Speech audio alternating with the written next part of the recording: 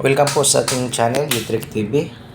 Ito ang ating pipresyon ngayon, ang fixed glass na with jump po na 1/3/4 by 4 aluminum rectangular tube at saka clear glass.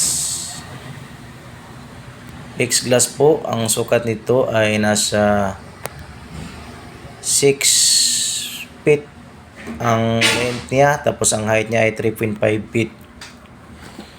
Ito po ang gamit natin na 1/3/4 by 4 aluminum tube and snap-on base or SOBC po ang gamit natin. Clear glass po 1/4. Ang ganito kalaki po, kasama na po ang pag-install natin. Ang presyo nito po, ang bali dalawa po ito. Ang bawat isa po, pagkariha lang ang sukat nito.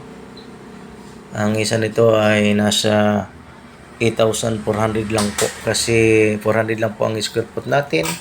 Nagdepende po yan sa ating gamit na aluminum kung gaano kalaki. Basta ang glass natin po ay nasa 1/4 po.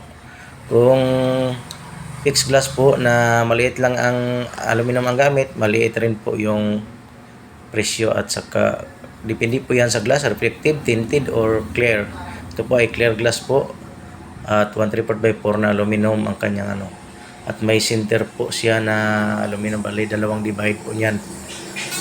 Yan po ang mga presyo natin. 8 po kasi 400 po per square foot niyan. Maraming salamat mga kalods.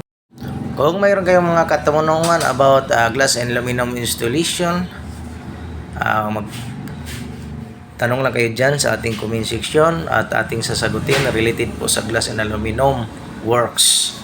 Mga sliding window, mga jalousie window or door, basta na related lang sa ating glass and aluminum works. Maraming salamat at God bless everyone.